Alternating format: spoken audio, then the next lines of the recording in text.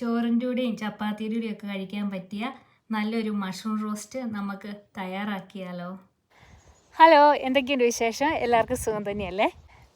ഇന്നത്തെ special mushroom ഉപയോഗിച്ചാണ്. എന്നാൽ ഇത് ഉപയോഗിച്ച് നമുക്ക് നല്ല നാടൻ മഷ്റൂം റോസ്റ്റ് തയ്യാറാക്കിയാലോ.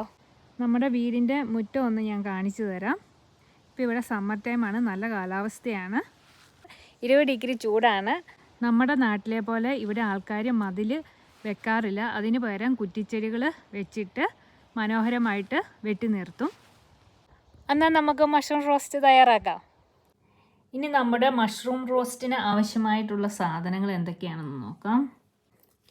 ഞാനിവിടെ 250 ഗ്രാം കൂൺ എടുത്തിട്ടുണ്ട്.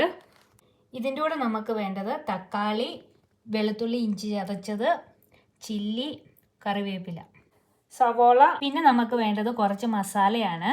മഞ്ഞൾപ്പൊടി, ഗരം മസാല, മല്ലിപ്പൊടി, മുളക് പൊടി, ഉപ്പ്. എണ്ണ ചൂടായിട്ടുണ്ട്. നമുക്ക് 1/2 ടീസ്പൂൺ കടുക് ഇട്ട് കൊടുക്കാം.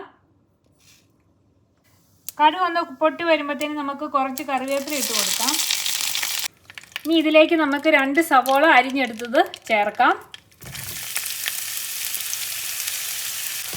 ചെറുതായിട്ട് നമുക്കൊന്ന് വഴറ്റിയെടുക്കാം.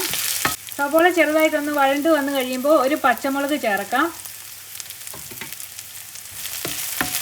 ഇതിലേക്ക് ഇനി നമുക്ക് 1 ടേബിൾ സ്പൂൺ ഇഞ്ചിയും വെളുത്തുള്ളിയും ചതച്ചത് ചേർത്ത് കൊടുക്കാം. എല്ലാം കൂടി നമുക്കൊന്ന് നന്നായിട്ട് ഇളക്കി കൊടുക്കാം. നിങ്ങൾക്ക് മഷ്റൂം റോസ്റ്റ് ഇഷ്ടമാണോ? എനിക്കിഷ്ടമാണ്. അപ്പോൾ നാട്ടിലെ എല്ലായിടത്തും തന്നെ ഇപ്പം കൂൺ കൃഷിയില്ല, അതുകൊണ്ട് മിക്ക കടയിൽ ഇത് മേടിക്കാൻ കിട്ടുമായിരിക്കുമല്ലോ അല്ലേ. നമ്മുടെ സവാള നന്നായിട്ട് വഴണ്ടി കിട്ടിയിട്ടുണ്ട്. ഇനി ഇതിലേക്ക് നമുക്ക് 1 തക്കാളി അരിഞ്ഞത് ചേർത്ത് കൊടുക്കാം. എല്ലാം കൂടി നന്നായിട്ടൊന്ന് മിക്സ് ചെയ്യാം. തക്കാളി ഒന്ന് വേവട്ടെ. തക്കാളി 1-2 ചേർത്ത് കൊടുത്താലും കുഴപ്പമില്ല, അതൊക്കെ നമ്മുടെ ഇഷ്ടം.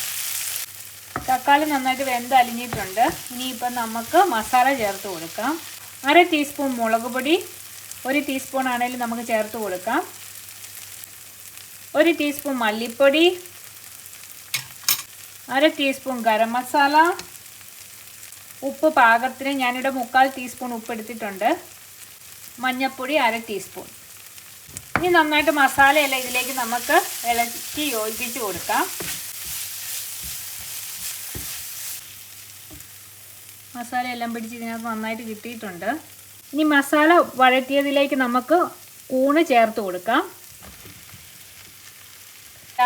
ഈ കൂണ് ഈ മസാലയും നന്നായിട്ടൊന്ന് ഇളക്കിയെടുക്കാം. ഞാനിവിടെ 250 ഗ്രാം കൂണ് എടുത്തിട്ടുണ്ട്. ഇത് വളരെ സിമ്പിൾ റെസിപ്പിയാണ്, പെട്ടെന്ന് ഉണ്ടാക്കാൻ പറ്റിയതാണ്. ഇപ്പം നന്നായിട്ട് മസാലയൊക്കെ ചേർന്ന് നന്നായിട്ട് കൂണിൽ പിടിച്ചിട്ടുണ്ട്.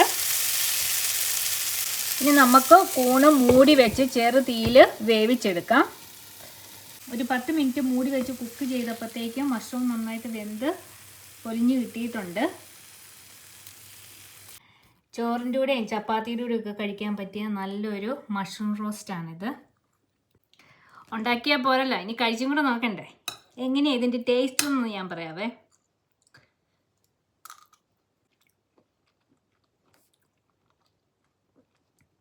നല്ല സൂപ്പറാണ്. ഇതെല്ലാവരും ഒന്ന് ഉണ്ടാക്കി നോക്കിയിട്ട് എങ്ങനെയുണ്ടെന്നൊന്ന് പറയണേ.